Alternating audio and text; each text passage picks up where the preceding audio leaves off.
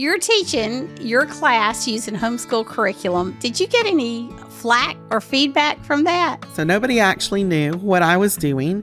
I was undercover and I had piloted other curriculums before, so it wasn't unusual. So they encouraged us to do things outside of the norm, make it more interesting. So I was just picking that stuff up and testing it and using it, and nobody ever was the wiser.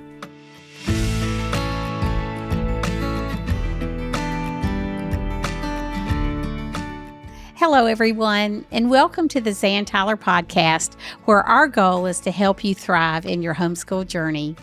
Before we begin today's episode, I just want to remind you to subscribe to this podcast wherever you listen or watch, including YouTube, and leave us a 5-star review if this podcast has encouraged you. Leaving a review helps other homeschool parents like you find the podcast.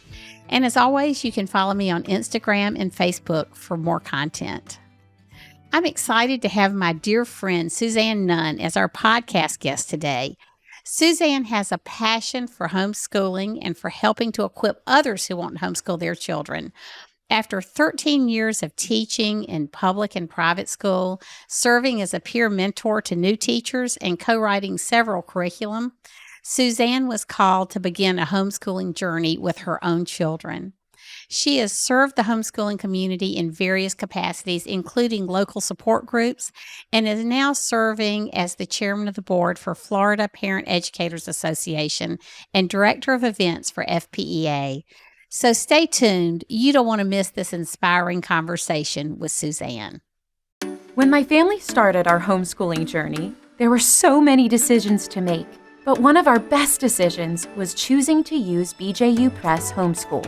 I've never seen my kids so excited to get textbooks before. I'm amazed by how interesting and interactive the lessons are. My kids actually look forward to them. We use the online video lessons for all our courses, but I know some families choose to teach from the textbooks. What I love is that I can trust BJU Press to uphold our values. The Bible and biblical principles are woven throughout each subject. I'll admit, I was a bit nervous when I started homeschooling, but I've found a wonderful online community of other BJU Press homeschool families and consultants. The Homeschool Hub also makes my job easier. I can set up our schedules and rearrange them with just a few clicks. On the dashboard, I can see each of my kids' progress, and the assignments page shows me quickly what's ready for me to check or grade. I'm glad my son's biology assignments are automatically graded. BJU Press Homeschool has given us the tools and confidence to homeschool our children. For more information, do what I did and visit the BJU Press Homeschool website or talk with your local HomeWorks consultant. Suzanne, thank you so much for being with me today on the Zan Tyler podcast. I am so grateful for your friendship and all the things you're doing in the homeschool world. Likewise. And I'm so excited to be here and just share some time and talk about homeschooling. Always. We just finished recording a relatively new podcast for you and FPEA called Not by the Book. That is correct. We're excited about it. It gives us an opportunity to speak to people like you, people that we know for what they do, but learn a little bit about their backstory, which is always very interesting and exciting. Yes, everybody's story is unique. And so speaking of, tell me the story of your family and how y'all got involved in homeschooling.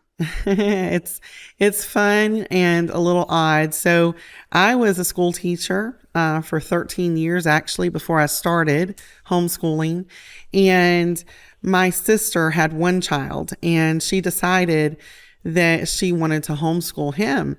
And he was like my first son. Actually, I loved that kid like he was my own. And I, being the professional educator that I was, really felt like she was gone off the deep end. And so we talked a lot about it. And she said that there was this convention in Orlando and that she wanted to go. She was going to go. I should come with her. And being a little bit of a history nerd and being a little bit of a, story nerd that I was absolutely overwhelmed when I walked through the gates of the vendor hall and saw all of the curriculum options. From my professional background, teaching in school, we would have like one, maybe two options for curriculum in a school year, that we could use. I didn't know that there was so much out there. And so I became super interested, wanting to understand what she was doing, and then realizing I want this for my kids. I want my kids to learn. But my first 2 years of what I call kind of stepping into homeschooling, I actually bought homeschool curriculum and taught it to my kids in my classroom. So Oh, that's interesting. I came into it a little bit more differently than some people, but that was how I started. And then I started homeschooling my own children, and that's kind of the rest of the story for me. You're teaching your class using homeschool curriculum. Did you get any flack or feedback from that? It was funny because I taught history, right? So same stories, just presented very differently and in a deeper way than they were in my curriculum. So nobody actually knew what I was doing. I was undercover testing that curriculum. And I had piloted other curriculums before, so it wasn't unusual. But I also happened to be in a creative arts school that I taught in. And so they encouraged us to do things outside of the norm, make it more interesting. So I was just picking that stuff up and testing it and using it, and nobody ever was the wiser. Well, so how did you finally migrate from the traditional classroom to bringing your kids home? Good question. So I had two older daughters who were already doing some, public school at that point because I was teaching. And then I found out I was expecting my son and the younger one. So I found out I was expecting, and I started really wrestling with what am I going to do, because I want to be able to stay at home with him. And so I knew I was going to take a year off of school, and I decided I'm going to test the waters, and I'm going to take my 2 8th graders out of school and let them homeschool. And it was at a time there was no help on the internet at that point. Really, the only place that you could really find great information and support was if you went to a homeschool convention or a conference or, heard somebody speaking. And so I was a little bit leery of trying to just step into that.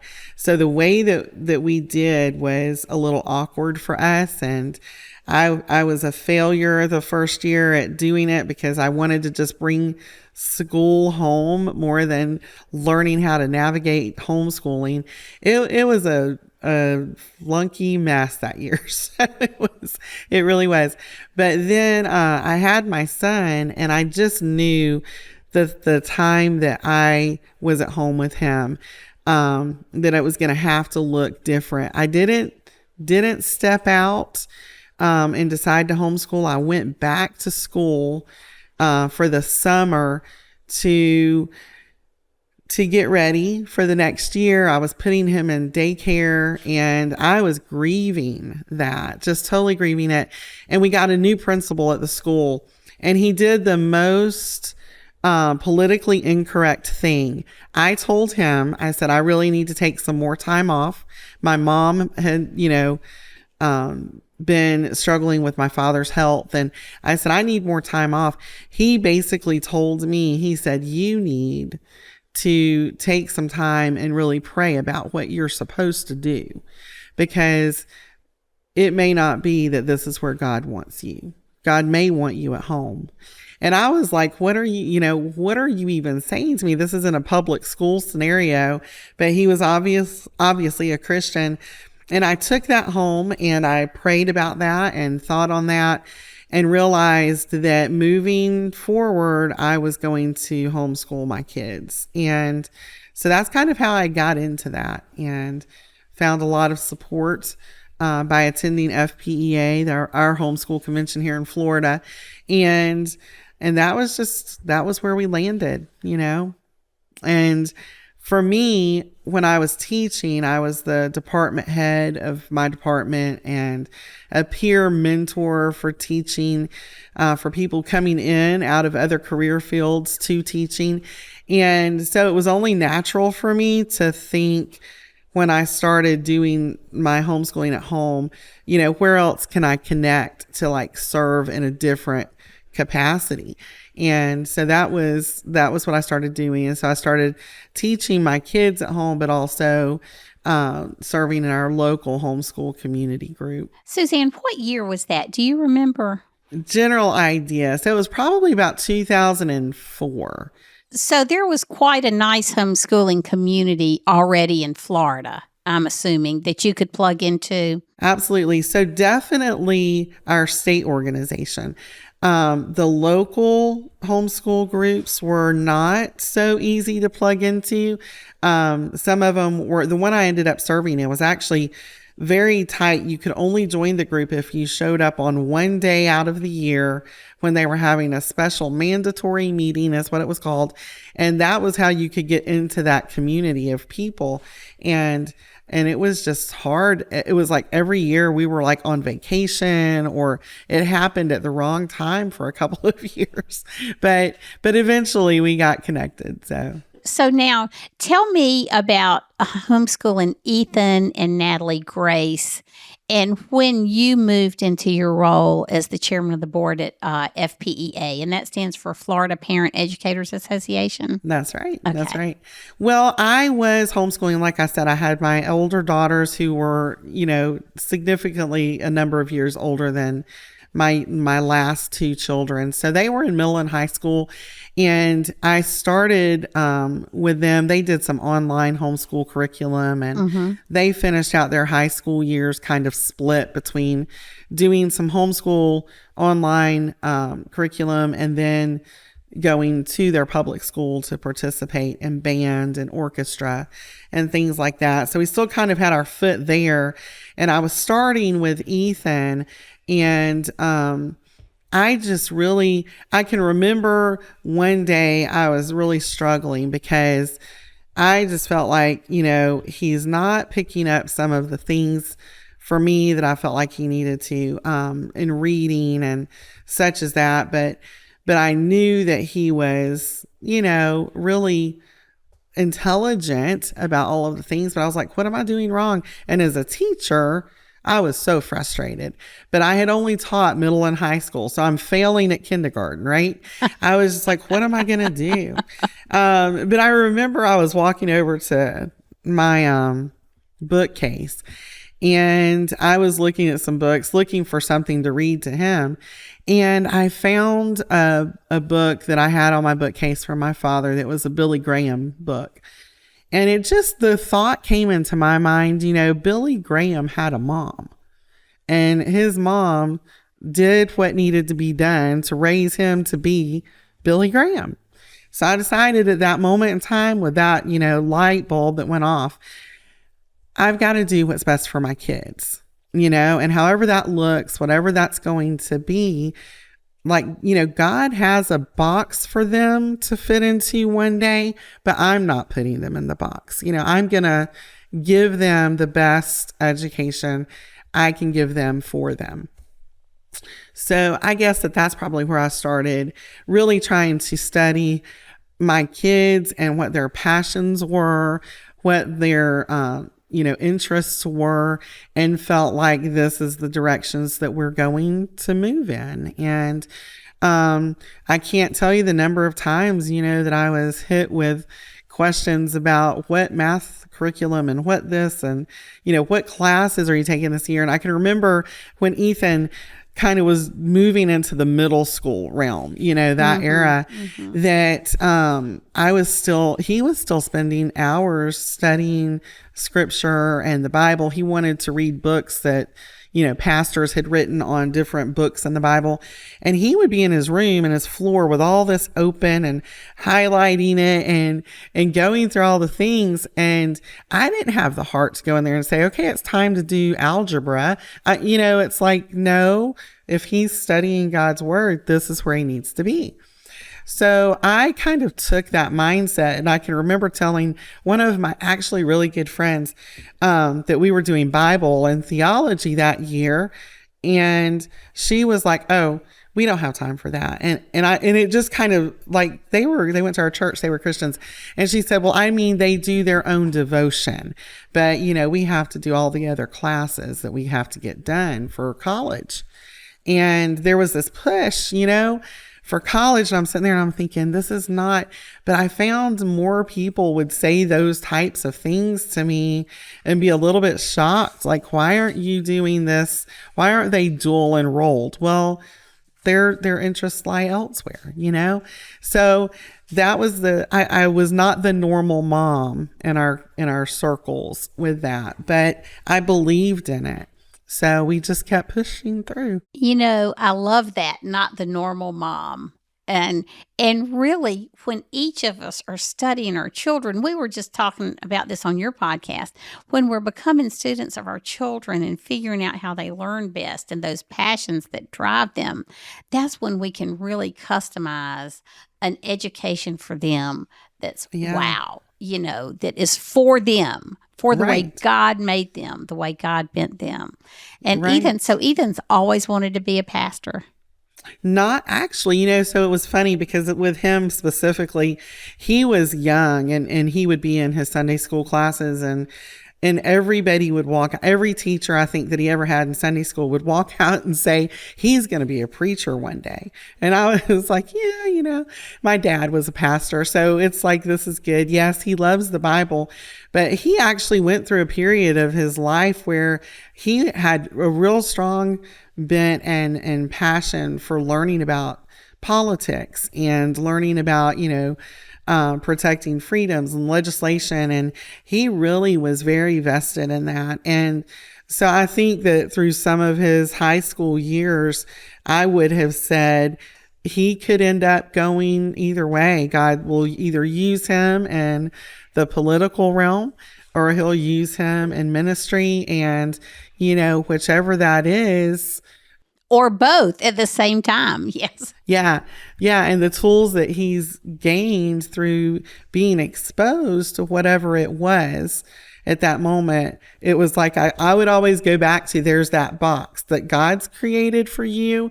And you need those tools because he's opened that door of opportunity for you to learn, and so ultimately though, he felt called to ministry. And interestingly enough, he was confirmed in that call when he was at one of the camps that was one of the political camps that he went to during the time that they had their message and stuff. It was a faith-based camp. And so, now he is pursuing ministry. And I think back to all of the many, many hours he had those books and his Bible opened in the floor of his bedroom when I chose not to say, let's go do math.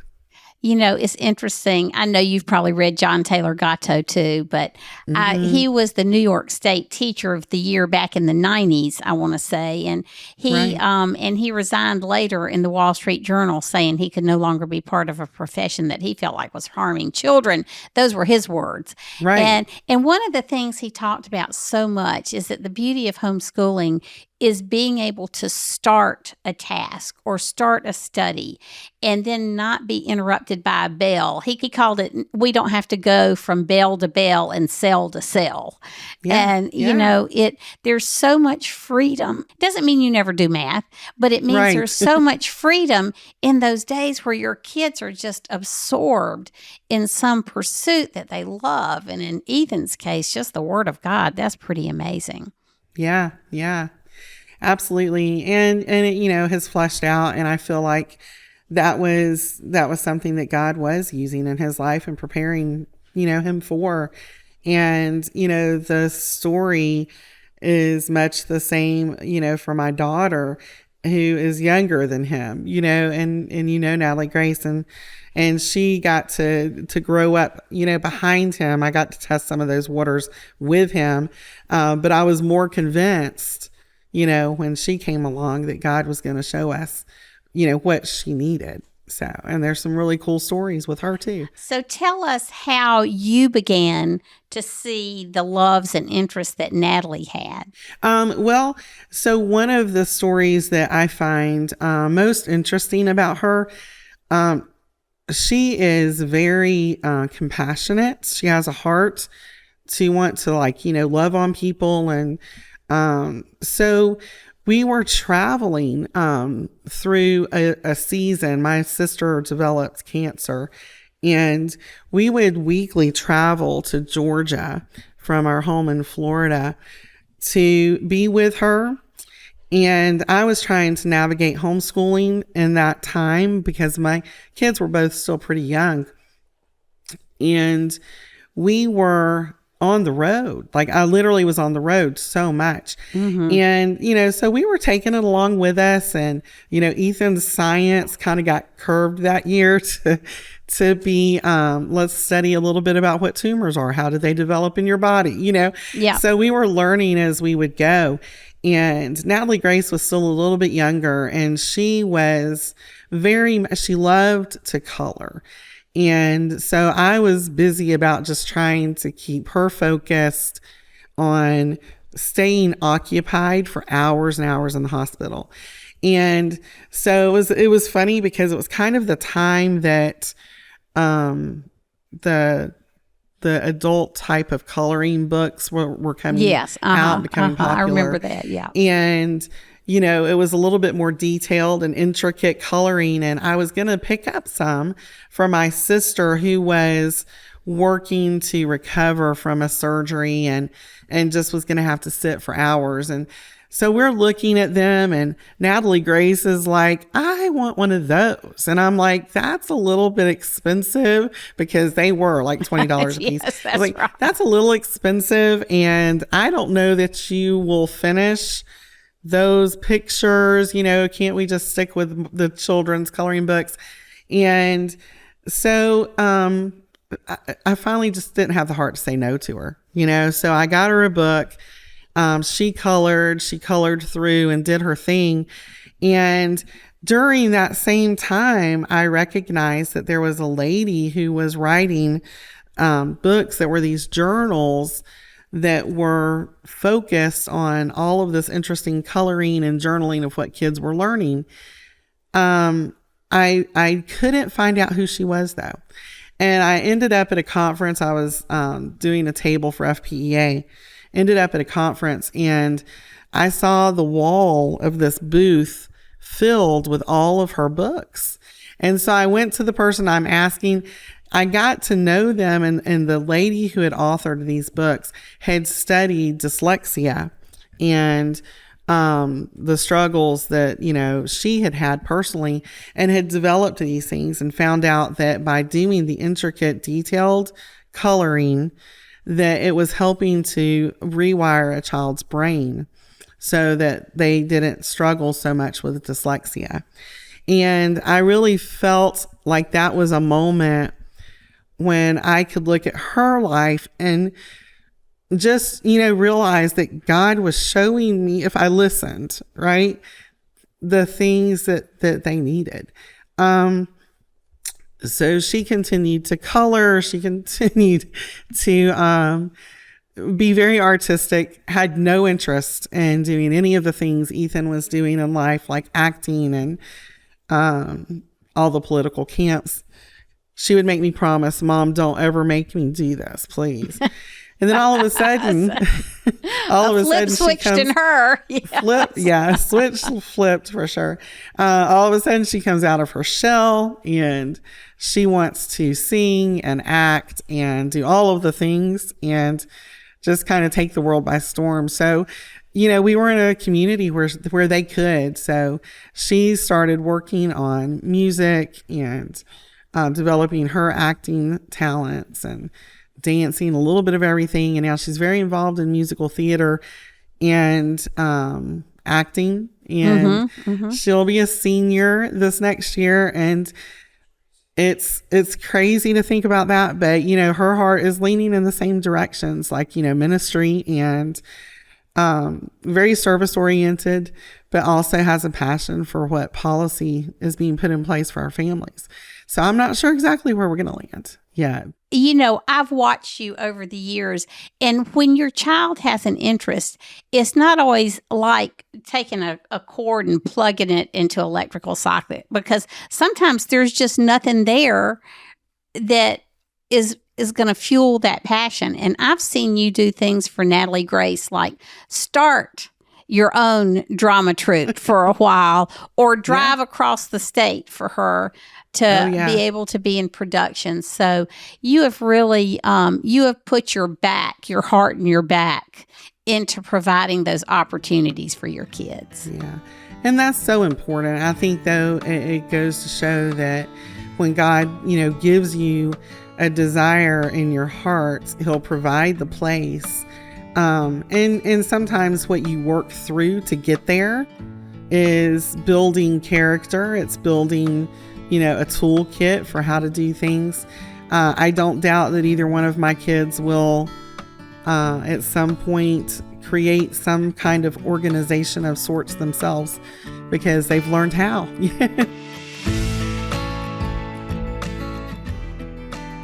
Thanks for joining us today for part 1 of this 2-part episode. You can find Suzanne Nunn at fpea.com and on social media. And as always, you can find me at zantyler.com. May God continue to bless you and your family. Until next time, bye.